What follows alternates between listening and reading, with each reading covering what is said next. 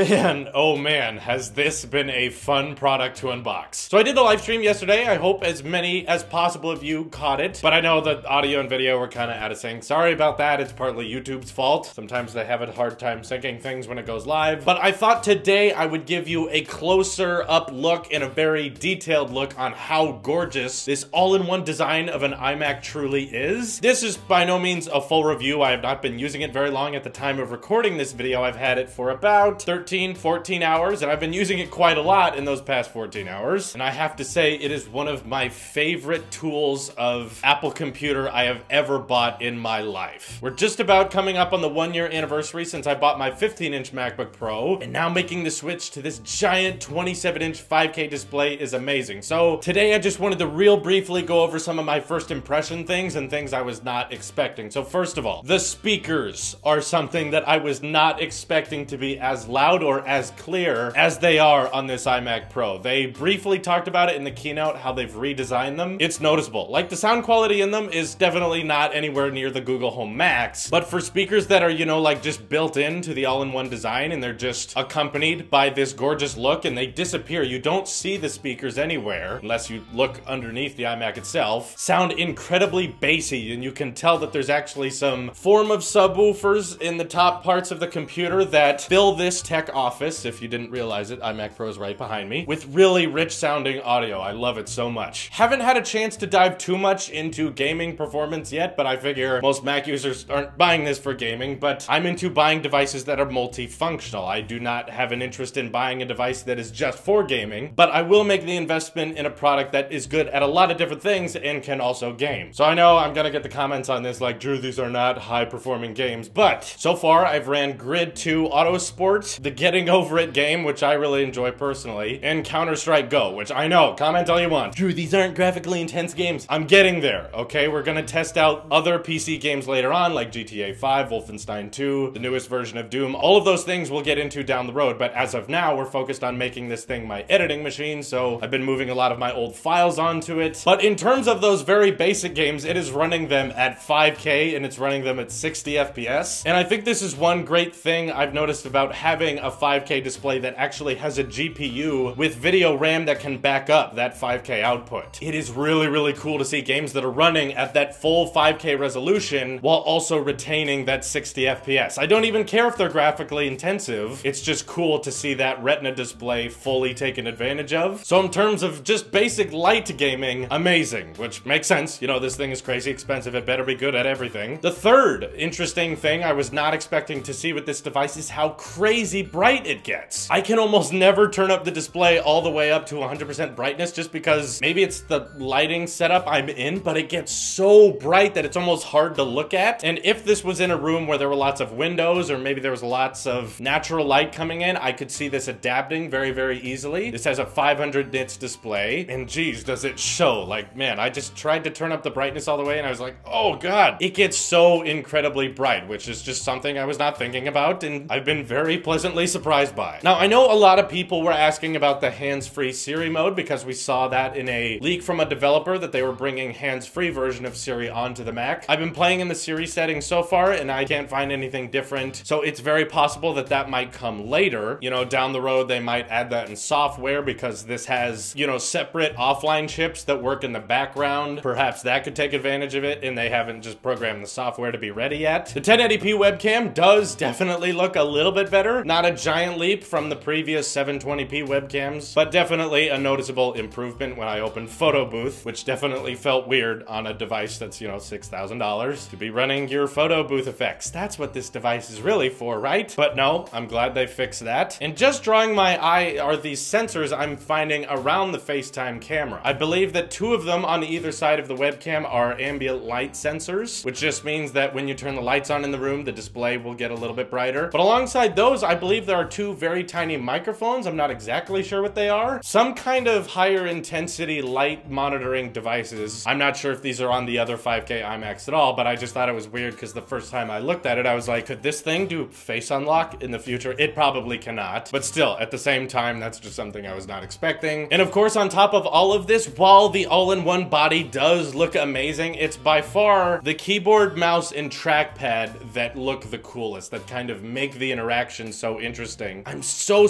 pleased that they were able to match the same shade of gray on the iPhone 10 and the Magic Mouse 2, considering that they unveiled the iMac Pro months and months before the iPhone 8 or 10 even came out. That they were able to match that exact color. I was kind of worried that the Magic Mouse 2 was going to be more jet black, whereas the iPhone 10, you know, has a very specific shade of gray. But no, they got those to match perfectly, and as someone who loves having an ecosystem where everything matches just right, oh, it's nice. One kind of minor note here that I thought I would bring up is, you know, in the past I've talked about how I kind of say, yeah, the touch bar, don't really use it too much. I wish Apple would keep going with it, but I think this little in-between phase where the function keys are touchscreen is going to go away fast. Maybe I take that for granted, because now that I've switched over to the iMac Pro, I'm kind of like, I kind of miss having the touch bar at the top. I like being able to scroll side to side for volume. I kind of like having that emoji button. I know it sounds crazy, but when I'm on Twitter or when I'm iMessaging people, that is kind of helpful. And now that's not there. It was kind of nice having it in Final Cut as well. And I don't know, maybe I just wasn't used to using devices that didn't have the touch bar, so I didn't think anything of it. But now that it's gone, I am kind of noticing, hey, I would kind of like a Magic Keyboard with a touch bar on it. I think I would actually use that. I don't care if I have to charge it more. In terms of Geekbench scores, I know I got the very basic 8-core model, but at the same time, these are 3.2 gigahertz cores, and that's 8 of them. And that got me to a 30,000 multi-core score and about a 5,000 single-core score, which is definitely a huge improvement from what I used to have. I understand other YouTubers are getting 10-core, 18-core. Great, you can transfer all those files at an extremely fast rate. I'm happy for you, but for me, in my line of work, this is still overkill. However, I bought this because I knew I would be buying more advanced cameras that shoot at much higher resolutions in the future. So this is a more future-proof device for me that I know I can throw as much stuff as I want at it and it will be able to handle it no problem. Having not edited much on it so far, but one little bit of data I can tell you about the 8-core model is I cranked up a very professional camera to a high recording bitrate and I was able to import it into the iMac Pro, 40 gigs of footage in under a minute. In less than 60 seconds, 40 gigabytes of data were imported into the computer, and that was through the old style traditional USB 3.0 port. So imagine what will be possible with Thunderbolt 3 and the USB-C ports. Yeah, that's gonna be fast. So I'm very excited to see what kind of performance this can handle with. I've got Final Cut Pro on it, I've got Adobe Premiere on it, and having used a couple 5K iMacs in the past, I will bring up that whenever I used those, their one fan usually got pretty hot and had to run at a very high rate to keep the computer cool, and it actually got pretty loud, like distractingly loud. This thing, I've been editing a little bit on it in Final Cut Pro, downloading stuff and getting all my old files airdropped to it at once. The fans on it have never been loud. They're running completely silent. Definitely a welcome surprise. It was something I was worried about, given that I've had friends in the past with 5K iMacs that have their fans run at a very high speed and make a lot of noise. This thing has not been loud except for the speakers, which I definitely love very much. So that's my kind of 24-hour review of the iMac Pro. Of course, there will be a more complete one later when I have some more experience with it. But overall, yes, 100% customer satisfaction from Tailosive Tech. No surprise there, of course. I do wish the box was a different color, though. It kind of bums me out that the iMac Pro box is just white. Would have been cool if it was like a space gray gradient box and it kind of looked more like the website. But I guess my MacBook Pro box was also white, so whatever, it's fine. Very impressed with it, and I can't wait to buy more advanced cameras very soon and put some more advanced footage on there to see what it can handle. Let me know your thoughts on the iMac Pro. If you have any particular questions about it, let me know in the comments below. This is your Apple Sheep here, and I will see you in the next one.